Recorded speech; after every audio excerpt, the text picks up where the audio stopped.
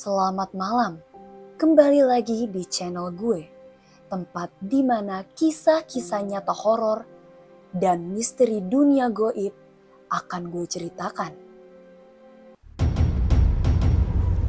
Wajahnya pucat,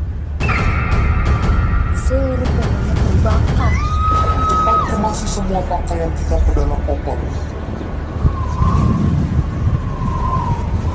Sebenarnya rumah itu ada sedikit cerita. Malam ini, gue akan membawakan sebuah kisah nyata tentang sebuah rumah di perumahan elit yang menjadi saksi bisu. Tempat mereka kembali mencari dan menuntut yang belum selesai. Sebuah kisah tentang arwah yang tak tenang dan teror yang terus menghantui. Inilah teror lapangan angker.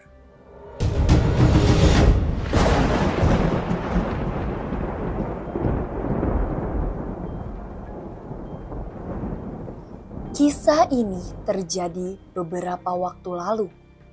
Di sebuah perumahan elit pinggiran kota, sebuah keluarga pindah ke rumah barunya yang mereka sewa. Rumah besar yang terletak tepat di samping sebuah lapangan luas yang terbengkalai.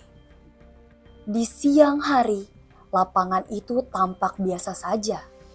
Saat malam tiba, suasananya berubah mencekam.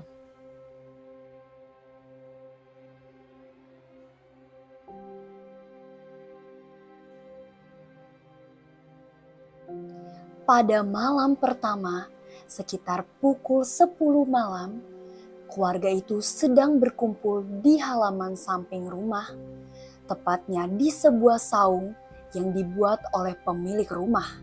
Saat mereka mulai asik dengan topik perbincangan, mereka mulai mendengar suara-suara ramai dari arah lapangan.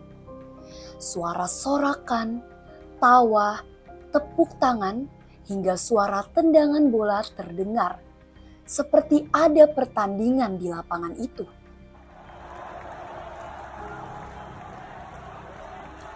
Pak, malam-malam begini masih ada yang main bola? Iya Bu, saya pikir cuma saya saja yang dengar. Rame banget, seru kayaknya.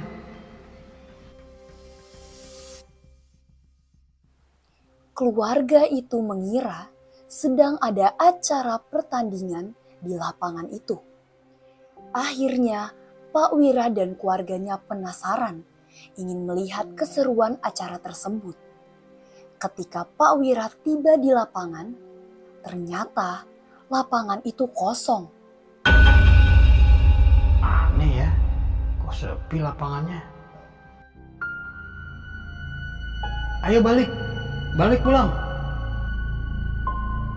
Tak ada seorang pun yang ada di sana. Mereka saling bertatapan dan mencoba berpikir positif. Mungkin suara tadi berasal dari rumah tetangga yang sedang menonton pertandingan. Akhirnya mereka kembali ke rumah dengan rasa heran dan aneh.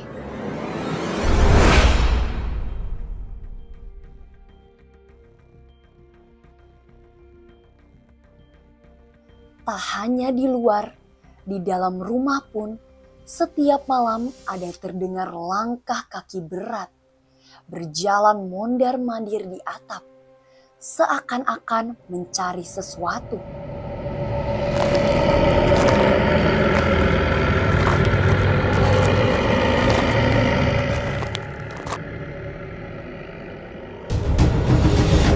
Kadang suara itu berhenti, lalu muncul suara seretan pelan, seolah seseorang menyeret sesuatu di atas plafon.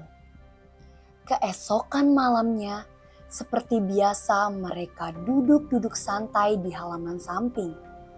Tiba-tiba sebuah bola dalam keadaan basah dan penuh tanah merah masuk ke pekarangan rumah, seperti ada yang menendangnya dengan kencang dari arah lapangan. Bola siapa ini? Kok bisa sampai sini? Kok bisa jauh banget sampai sini bolanya? Don, kembalikan bolanya ke lapangan. Sontak mereka semua terkejut dan melihat ke arah bola itu. Anak mereka, Doni, segera mengambil bola itu dan berniat mengembalikannya ke lapangan itu. Saat akan membuka pintu pagar, seorang pemuda berkaos olahraga lusuh, tubuhnya basah kuyup, penuh lumpur, wajahnya pucat, matanya kosong, dan bibir berbisik seperti ucapan yang tak terdengar, sudah berdiri tepat di depan Doni.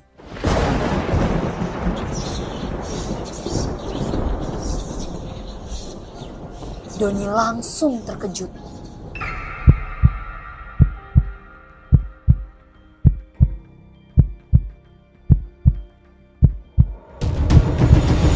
Dengan wajah seperti meminta tolong, pemuda itu hanya menatap kosong ke arah Doni. Tanpa pikir panjang, Doni segera menyerahkan bola tersebut kepada pemuda itu yang ada di luar pagar. Namun, saat ia menoleh ke arah keluarganya di halaman, lalu kembali melihat ke pagar, pemuda itu sudah menghilang dan meninggalkan bau menyengat. Malam itu, ketegangan mulai terasa.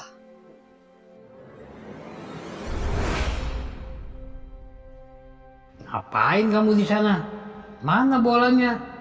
Kok kamu lempar keluar? Tadi bolanya udah diambil sama pemuda itu ya. Pemuda siapa? Dari tadi nggak ada siapa-siapa di sana.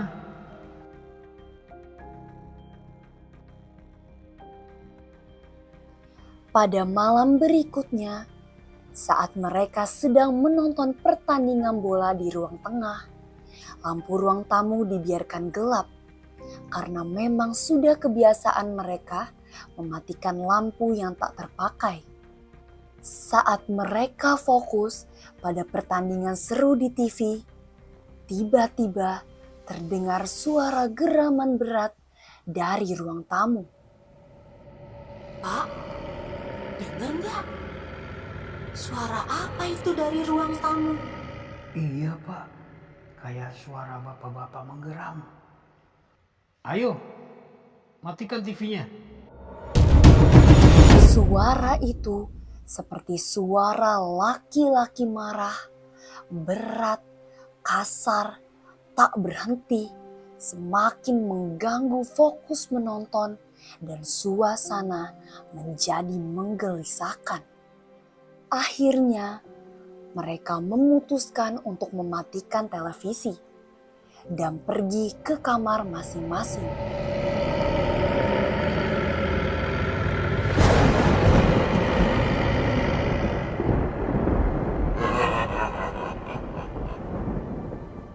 Di malam berikutnya, muncul sosok-sosok menyerupai setiap anggota keluarga. Kadang istri Pak Wira melihat suaminya sedang duduk di dapur. Saat masuk ke kamar, ternyata Pak Wira sedang tidur di kamar. Loh Pak, kok ada di sini? Tadi yang di dapur siapa?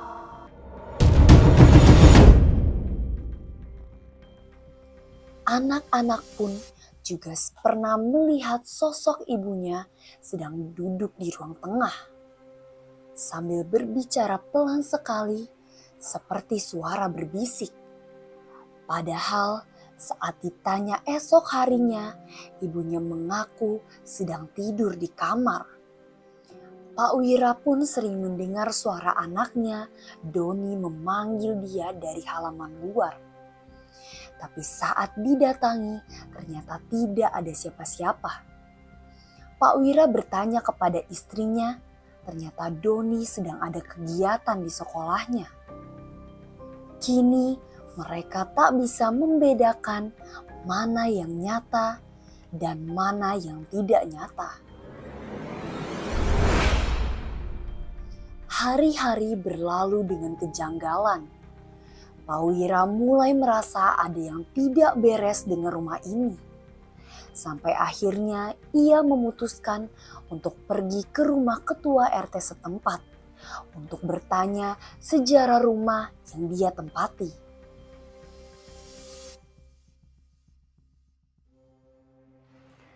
Pak, maaf sebelumnya. Sebenarnya rumah itu ada sedikit cerita yang mungkin Pak Wira akan kaget. Dulu, sebelum perumahan ini dibangun, ada tragedi yang terjadi di lapangan, tepat di samping rumah yang Bapak tempati. Pernah ada sekelompok remaja menggunakan lapangan itu untuk bermain bola. Saat itu hujan deras dan petir. Seketika petir itu menyambar para pemuda yang sedang bermain bola. Semua pemuda itu tewas seketika. Dan kebetulan sekali rumah yang Bapak tempati itu dulunya adalah sebuah rumah kosong, belum berpenghuni, dan dijadikan tempat pemuda-pemuda itu berkumpul sebelum pergi ke lapangan untuk bermain bola. Setelah tragedi itu, rumah itu sudah ada pembelinya. Tetapi pemilik rumah itu ditemukan meninggal dengan mengenaskan. Tubuhnya gosong seperti terbakar, seperti tersambar petir.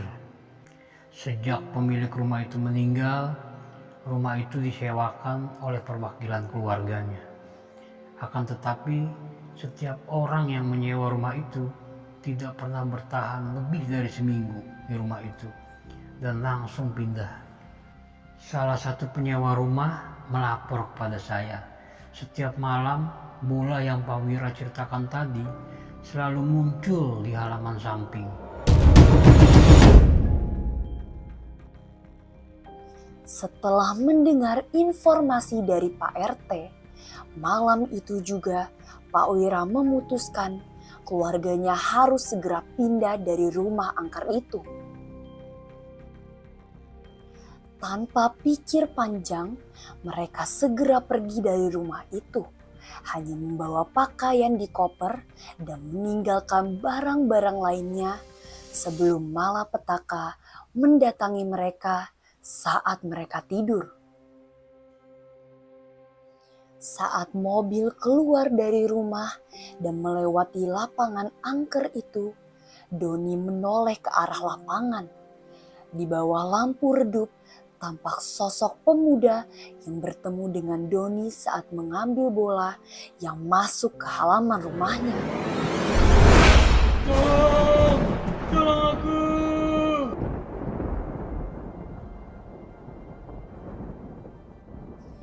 Dan yang paling menyeramkan, saat mobil melaju melewati lapangan itu, tiba-tiba kaca mobil mereka retak karena terkena bola yang datang dengan cepat seperti ada yang menendang kuat.